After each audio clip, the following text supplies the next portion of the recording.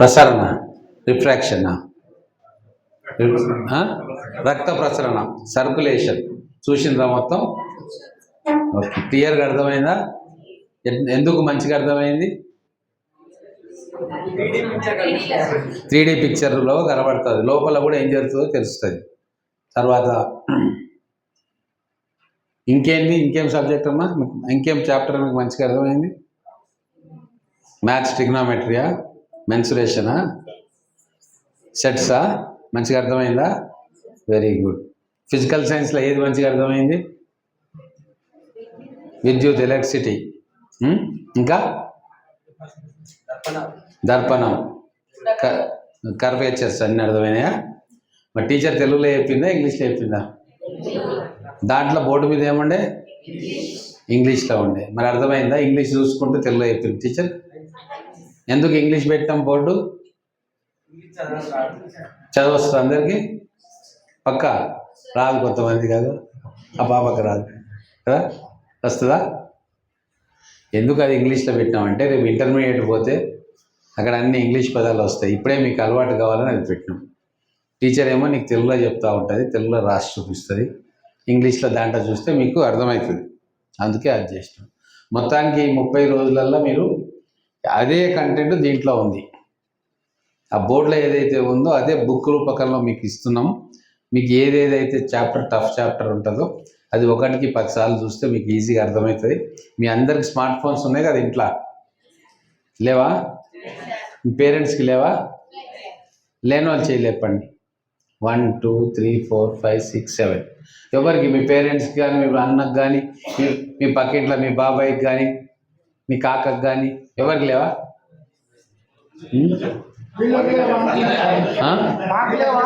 మీకు కాదు, అది తీసుకొని చూసుకోవాలి. మీ ఇంట్లో ఉంటే మీకు ఉన్నట్టే, మీకు ఎవరు ఇయ్యారు ఇప్పుడే. మీకు ఇస్తే అదే చూస్తుంటారు 24 గంటలని. తల్లిదండ్రులు మీకు ఇయ్యరు, మీ తల్లిదండ్రులను చూసుకోవాలి. మీరు చూసింది లేదు కూడా మాకు కనబడుతుంది. ఇది మీకోసం ఇస్తున్నాం కాబట్టి మీరు దీన్ని నెల రోజులు బాగా వాడుకుంటే మీకు మంచి మార్కులు వస్తాయి. మీకు ఈజీగా అర్థమైపోతుంది. టీచర్స్ కూడా మీరు శ్రద్ధ పెట్టి వాళ్ళు చూస్తున్నారా లేదా మీరు ఒకసారి చెక్ చేయాలా. తర్వాత ఈ రివిజన్లో ఈ మొత్తం కూడా చాప్టర్ 1 to 10 మొత్తం రివైజ్ చేసి ఒకసారి వాళ్ళకు ఎక్స్ప్లెయిన్ చేయాలి. చాలా ఫాస్ట్గా అవుతుంది రివిజన్. దాంట్లో మీరు చెప్పేది ఏముండదు, ఆ బొమ్మలు చూస్తేనే వాళ్ళకి అర్థమవుతుంది. చిన్న చిన్న ఎక్స్ప్లెనేషన్స్, వాళ్ళు డౌట్లు అడిగితే మీరు చెప్పొచ్చు.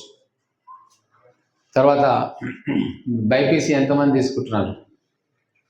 1. ఇంకా నేను చెప్పండి, ఒకరేనా బైపీసీనా? మీరు ఎంపీసీయా బైపీసీయా? హెచ్ఈసి. ఎందుకమ్మా హెచ్ఈసి? HEC okay okay. అవును, ఎంఎల్టీకి సైన్స్ వద్దా? సైన్స్ కావాలి కదా మరి. ఇప్పుడు ఎక్కడ వొకేషనల్ కాలేజీకి పోతారా? మహబూబ్ నగర్. మీరంతా ఎంఎల్టీ బ్యాచేనా టోటల్? అక్కడ కూడా బెంచీలు లేకుంటే నేనే ఇచ్చిన. ఇప్పుడు మీరు పోతే బెంచీలు కనబడతాయా? మీరు ఎంపీసీ. బైపీసీ ఎవరు? ఎంపీసీ వాళ్ళు చేయలేవు. మీరు వొకేషనల్ కోర్సులు ఎవరు పోరా?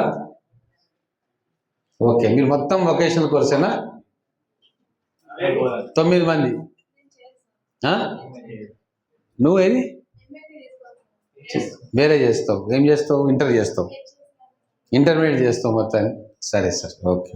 ఎలా చేస్తావు ఇంటర్మీడియట్? మహబూబ్ నగర్. ఓకే, అక్కడ నేనే వస్తాను మళ్ళీ.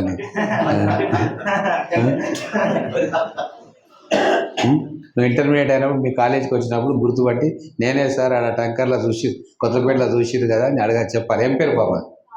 కావేరి. Very good. మీరు మంచిగా చదువుకోండి. 30 రోజులు మంచి రిజల్ట్ తీసుకురండి. మళ్ళీ మీరు అందరూ బాయ్స్ జూనియర్ కాలేజే కదా, ఆ కాలేజీనే చేరండి. మంచిగా అక్కడ లెక్చరర్స్ స్పెషల్ కోచింగ్ కూడా పెట్టించినాం ఈసారి. ఇంజనీరింగ్కి ఫస్ట్ బ్యాచ్ అక్కడ నడుస్తూ ఉంది. మీరు వస్తే అక్కడ అన్ని వసతులు మీకు కల్పిస్తాం. ప్రైవేట్లో జాయిన్ అయిపోతే మళ్ళీ మీ తల్లిదండ్రులకు భారం అవుతుంది. 50,000, 60,000, ₹1,00,000 కట్టాల్సి వస్తుంది.